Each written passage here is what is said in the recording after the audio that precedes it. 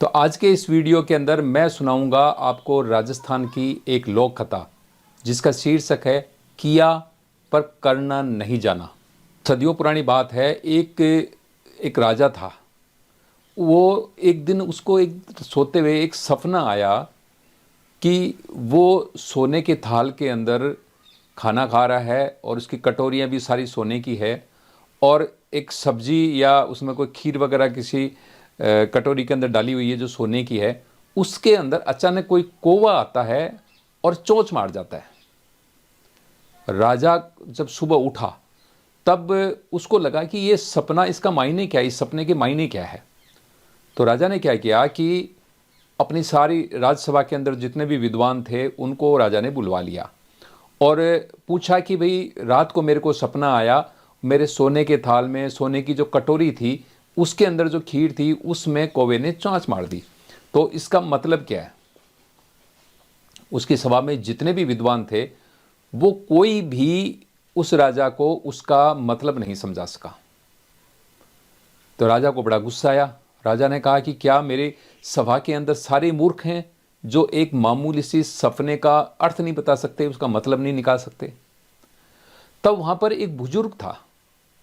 उस बुजुर्ग ने कहा कि राजा साहब बता तो मैं दूंगा, इसका मायना मैं समझता हूं, लेकिन आप सुन नहीं पाएंगे और यदि मैं सुनाऊंगा तो आप मेरी गर्दन काट देंगे या मुझे कठोर सजा देंगे।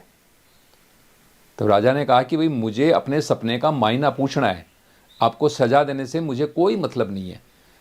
और आप हे बुजुर्ग, आप सम्मानीय सज्जन हैं, आप एक काम कीजिए, मुझे निसंकोच मेरे सपने का अर्थ बताइए कि इसका मतलब क्या था। तब जो है उस बुजुर्ग ने कहा कि भाई मैं अकेले में तो बताऊंगा नहीं, आपको मैं एकांत के अंदर बताऊंगा। राजा ने कहा ठीक है। तब वो बुजुर्ग राजा को एकांत में ले गया और उसने बताया कि इस सपने का मतलब ये है कि आपकी जो रानियां हैं उनमें से कोई रानी चूक कर रही है, यानी आपके साथ कोई बेवफाई कर रही है। तो राजा ने कहा कि भाई पता कैसे चले। तो उन्होंने कहा कि देखो ये तो मैं भी नहीं बता सकता कि कौन सी रानी चूक कर रही है, लेकिन इसका तरीका ये है कि आप एक काम करिए, आपका जो रनिवास है, रानियों के जितने महल हैं उनके ऊपर पहरा बिठा दीजिए। तो आधी रात को यदि किसी रानी के घर के अंदर या महल के अंदर दीपक जले तो ये समझ लेना कि वो रानी आपके साथ बेवफाई कर रही है, यानी कोई चूक कर रही है। राजा ने ऐसा ही किया और खुद मॉनिटरिंग करने के लिए, सुपरविजन करने के लिए राजा ने खुद बेस बदल करके नज़र रखनी रात को शुरू की। राजा ने देखा अचानक एक जो रानी थी उसके महल में दीपक जला रात को 12 बजे। और उसके बाद उस रानी ने जो वहाँ पे जो गार्ड रखा था, चौकीदार रखा था, उसको अंदर बुलाया। बस राजा समझ गया कि यही रानी गड़बड़ कर रही है। सुबह राजा ने दरबार लगाया और उस रानी को बुलवा लिया और बुलाने के बाद में राजा ने कहा कि भाई तू ऐसा कर रही है, तू एक काम कर, आज से तू मेरे किसी काम की नहीं है, तुझे जो आदमी पसंद हो उसके साथ चली जा। अब रानी को कुछ सूझा ही नहीं कि वो करे क्या। तो उसके पास में ही वो चौकीदार खड़ा था, तो वो जाके उस चौकीदार के बगल में खड़ी हो गई। अब राजा को पक्का यकीन हो गया कि रात को इसी चौकीदार को इसने बुलाया था और यह है। तो उसने कहा कि ठीक है, दोनों जाओ। राजा गुस्से से लाल पीला हो गया। उन्होंने कहा इनको सज़ा भी मिलनी चाहिए। तो उसने किया क्या कि कहा कि भाई इनको एक काम करो, इनके बाल काट दो, मुंह काला कर दो और इनको चौराहे पे बिठा दो कि आने जाने वाले थूके इनके ऊपर। बस उसके बाद चौराहे के ऊपर उनको बिठा दिया गया बाल काट करके और आने जाने वालों का मेला लग गया। लोग आए, उनके ऊपर थूके और तरह तरह के डायलॉग मारे। राजा ने एक व्यवस्था और की, एक क्लर्क बिठा दिया कि वहाँ जाओ, एक क्लर्क बिठा दिया कि भाई जो भी लोग जो डायलॉग मारते हैं इनके बारे में वो तुम नोट करो कि किस आदमी ने क्या डायलॉग मारा। क्लर्क वहाँ बैठ गए। उसके बाद आने वाले उस पर उन पर थूके और कोई कहे कि जैसी करनी वैसी बढ़नी, कोई कहे बुरे का फल बुरा मिला। मतलब इस तरह के जितने भी जो लोग आए, जितनी वो बातें हैं, वो डायलॉग मारे वहाँ पे। तो राजा के जो प्रधान थे उनकी 3 बेटियां थी, वो भी देखने के लिए आई। तो बड़ी बेटी ने कहा कि भाई इसने जैसा किया वैसा भरा। दूसरे ने भी इसी तरह का कोई डायलॉग मार दिया। जो तीसरी, जो सबसे छोटी थी, उसने किया कि इसने किया तो सही लेकिन इसको करना नहीं आया, ये करके कुछ नहीं बता सकी। तो करना ही था तो कुछ करके दिखाना था। अब ये बात जो है राजा के जो क्लर्क है उन्होंने लिख ली। शाम को जब उन्होंने वो वही ले जा करके राजा के सामने रखी, जो चोपड़ा होता था, उस टाइम चोपड़ा बोलते थे कॉपी को, रजिस्टर को, तो उन्होंने रजिस्टर रखा, राजा ने पढ़ा तो वो सारे के सारी उनकी दृष्टि पढ़ते पढ़ते वो जो प्रधान जी की जो तीसरी बेटी ने जो डायलॉग मारे थे कि किया अपन करना नहीं आया, उसको उन्होंने पढ़ा। पढ़ने के बाद उसने उनको लगा कि ये क्या करके बताएगी, मतलब किया तो करके क्या बताना था इसमें। राजा ने बुलाया प्रधान जी को, और प्रधान जी को बुला करके तुरंत अपना डिसीजन सुनाया कि कल का कल मेरा आपकी ये जो तीसरी बेटी है इससे मेरी शादी कर दो। अब प्रधान जी भी फंस गए। लेकिन हुआ क्या कि जब उन्होंने अपनी बेटियों से बात करी तो बेटियों ने आपस में सलाह कर ली कि कोई दिक्कत नहीं है। छोटी बेटी बोली कि पिताजी कोई दिक्कत नहीं है, आप खुशी खुशी मेरे साथ राजा के साथ मेरी शादी कर दीजिए। सब आनन फानन में शादी हो गई। शादी होने के बाद में राजा उसको राजमहल में जैसे लाया, लाने के बाद सीधा एक जेल की कोठरी में ले गए और उसको वहाँ पे बंद कर दिया, और उसका जो गेट था उसको भी ईंटों से चुनवा दिया। सिर्फ एक छोटी सी मुखी बोलते हैं या जगह रखी, जिसके अंदर से चौकीदार जो है लकड़ी के बांध करके, एक मटकी बांधी उन्होंने लकड़ी के रस्से पे मटकी बांधी, वो ऊपर से खींचे, उस मटकी के अंदर खाना पीना रख दे और अंदर खाना उसको पहुंचा दे। और उसके बाद राजा ने कहा कि अब तुझे जो करके दिखाना है तू अब करके दिखाना कि तू क्या कर सकती है।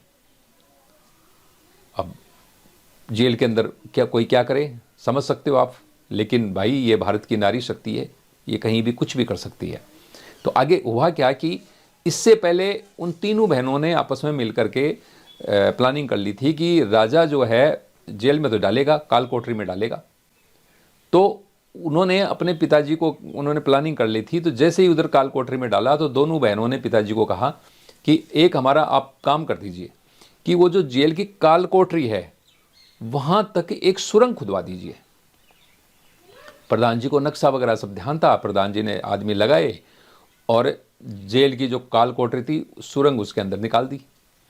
अब वहाँ से जो प्रधान जी की जो बेटी थी वो तो बाहर निकल के आ गई और वहाँ पे एक नौकरानी को बिठा दिया कि भाई चौकीदार जो भी हंडिया के अंदर खाना पानी दे वो खा ले और तुम सो जाया कर। नौकरानी अपना खाना खाए और सो जाए। और प्रधान की जो बेटी थी वो वहाँ से निकल करके उसने एक तपस्वी का वेश बनवाया, मतलब तपस्वी का बाना बनाया, यानी साधु बन करके आई, लंबे लंबे बाल, और जा करके मजमा लगा लिया सब। और पूरे नगर के अंदर चर्चा फैल गई कि एक बहुत पहुँचे ये संत तपस्वी आए हैं, वो जिसको भी आशीर्वाद देते हैं उसका काम बन जाता है। और तो और वो एक भभूत देते हैं, उसको पानी में डालो तो वो उसके ऊपर सोने के कण तैरने लगते हैं। तो ये चर्चाएं फैलती फैलती उनके चमत्कार की जो चर्चाएं हैं वो राजा तक पहुंची। तो राजा ने प्रधान जी को बुलाया और पूछा। तो प्रधान जी ने भी कहा कि जी सुना तो मैंने भी है लेकिन देखा नहीं। तो राजा ने निश्चय किया कि आज मैं तपस्वी की जो चमत्कार है वो मैं खुद जाकर के देखूंगा। राजा ने भेष बदला और शाम के टाइम में कि भाई अब सारे लोग चले गए, उस टाइम राजा वहां पे पहुंचा। तपस्वी उस टाइम आंखें बंद किए हुए बैठा था। उसने राजा ने जैसे ही जाके प्रणाम किया तो उसने राजा को संबोधित करते हुए कहा कि हे राजन तुम्हारा कल्याण हो। अब राजा को और भी इसमें हुआ कि भाई ये तो इन्होंने तो छोड़ते ही मुझे बुला लिया।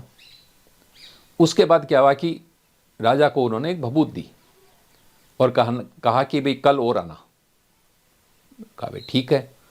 तो हुआ क्या कि राजा जैसे ही गया और भभूत को उसने पानी में डाली देखने के लिए, तो वहाँ पे ऊपर सोने के कण तैरने लगे। राजा को लग गया कि साधु है तो बड़ा चमत्कारी। दूसरे दिन राजा फिर गए, लेकिन उससे पहले क्या हुआ कि तपस्वी को पता था कि आज राजा ने फिर आना है। तो तपस्वी बनी उसकी रानी ने अपने जितने भी जो आसपास जो लोग आते थे उनको सबको कह दिया कि भाई आज तपस्वी बाबा ध्यानभग्न रहेंगे, इसलिए कोई नहीं आए। यदि कोई आ गया तो उसका अनिष्ट होगा। तो इस बहाने से कोई लोग नहीं आए। राजा गया, जाते ही जो तपस्वी था उसने राजा को एक जड़ी बूटी दी।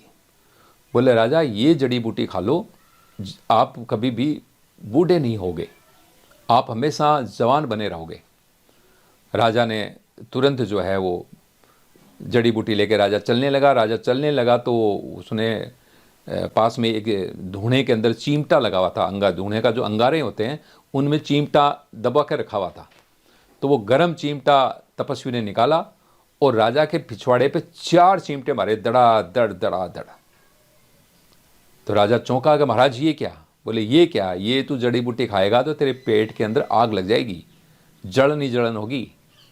इसके साथ मुझे एक दूसरी जड़ी बूटी और देनी है, वो खाएगा तब ये काम करेगा, नहीं अकेला ये तू लेके जाएगा तो तू बर्बाद हो जाएगा। तो उन्होंने कहा ठीक है महाराज, आप बाबा जी वो मुझे दूसरी जड़ी बूटी दे दीजिए।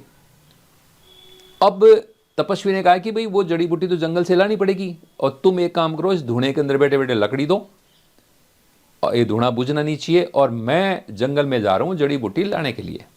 ऐसा कह के तपस्वी वहां से निकल गया और राजा अपना बैठा बैठा वहां पे लकड़ियां देता रहा, और उसको बोला हुआ था कि यहां से जाना नहीं है।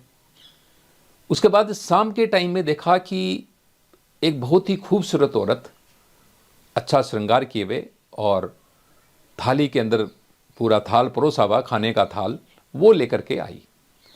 राजा ने पहले तो उसका रूप और लावण्य देखते ही राजा उस पर मंत्रमुग्ध हो गए और पूछा कि हे सुंदरी तू कौन है? तो उन्होंने कहा कि मैं तो बाबा जी की चेली हूँ, और बाबा जी जंगल में आपके लिए जड़ी बूटी लेने के लिए गए हैं, और मुझे आपकी सेवा का आदेश देके गए हैं कि राजा को किसी भी चीज़ की कोई कमी नहीं होनी चाहिए, राजा किसी भी तरह से अप्रसन्न नहीं होने चाहिए, तुझे चाहे कुछ भी करना पड़े। और राजा ने तबीयत से खाना खाया। खाने के बाद में सुंदरी ने कहा कि मुझे महाराज जी ने कहा है कि रुकना भी रात को, आपकी जो भी सेवा करनी है वो करनी है। ठीक है, राजा को भी, राजा उसके रूप और लावण्य पे तो वैसे ही फिदा था। वो सुंदरी राजा के साथ रुकी। दूसरे दिन भी यही हुआ, सुंदरी ने दूसरे दिन भी रोका। तीसरे दिन जब वो सुंदरी आई तो राजा ने कहा कि वो तपस्वी कब आएंगे? तब सुंदरी ने कहा कि भाई जो तपस्वी थे उन्होंने ये एक जड़ी बूटी दी है। वो सुंदरी एक जड़ी बूटी लेके आई, कहा कि महाराज तो जो है वहाँ कहीं तपस्या के अंदर कहीं दूर चले गए हैं, और आप ये जड़ी बूटी ले लो, राजा को दे देना और बोलना कि ये जड़ी बूटी ले लेंगे, और वो अपना उनका जो सेहत है वो इससे सुधर जाएगी और वो चिर यौवन बने रहेंगे। ऐसा करके राजा जब जाने लगा तो सुंदरी बोली कि मैंने 2 दिन आपके साथ गुजारे हैं, तो कुछ निशानी तो दे जाओ। तो राजा ने एक तो अपना दुसाला उसको दे दिया, ओढ़ना, एक अपनी कटारी दे दी, और एक अंगूठी। वैसे मैं बताऊं आपको कि जब भी निशानी मांगी जाती है पुरानी लोक कथाओं के अंदर तो अंगूठी की ही बातें आती है। यहाँ पे राजा ने उसको 3 चीज़ें निशानी के तौर पे दे दी। उसके बाद राजा चला गया, सुंदरी अपने रास्ते गई। उसके उस घटना के एकदम 9 महीने बाद एक दिन द्वारपालों ने सुना कि उस काल कोठरी के अंदर से बच्चे के रोने की आवाज़ आ रही है। उन्होंने डरते डरते राजा को जाके खबर दी कि काल कोठरी के अंदर जो आपकी रानी बंद है उसका तो बच्चा हुआ है। तो राजा को गुस्सा आया, और गुस्सा आते ही राजा लाल पिलावा आया, और आते ही उसने कहा कि ये पहले तो जो गेट के ऊपर हमने जो दीवार चुनवा दी है इसको तोड़ो ईंटों की। तो सारी ईंटें हटाई गई। ईंटें हटा करके राजा ने देखा कि उसकी जो रानी है वो अंदर बैठी है और एक वहाँ पे एक बच्चा सो रहा है।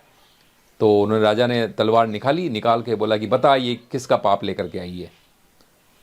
वो बोली कि अपने उसी को पूछ लो, लड़के को ही पूछ लो। तो राजा ने देखा उधर, लेकिन राजा ने जो दुसाला दिया था वो बच्चे को उठा रखा था। वो कटार भी पड़ी थी, उसके अंगूठी भी पड़ी थी, लेकिन राजा का ध्यान नहीं गया। राजा ने कहा जल्दी बता, नहीं तो मैं तुझे काट दूंगा अभी। तो उन्होंने कहा कि भाई इतनी ही अकल नहीं है, बच्चा कैसे बोलेगा, ये निशान देखो इसके पिता गए हैं। तब राजा ने देखा कि ये दुसाला मेरा है, कटार भी मेरी है, अंगूठी भी मेरी है। तो फिर भी राजा ने कहा कि ये तो ले आई होगी तू कहीं से, मेरी इतनी चीज़ें इधर उधर होती है तो ले गई होगी। तब वो रानी बोली कि ठीक है, ये तो मैं चीज़ें कहीं से भी ला सकती हूँ, लेकिन वो जो पिछवाड़े के ऊपर 4 चिमटे पड़े थे वो तो याद है क्या?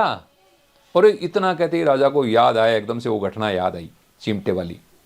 और उसके बाद राजा को समझते देर नहीं लगी, राजा ने रानी से माफ़ी मांगी कि हे देवी शक्ति, आज मैं मान गया कि नारी में कितनी शक्ति होती है, नारी क्या कर सकती है और क्या करके दिखा सकती है।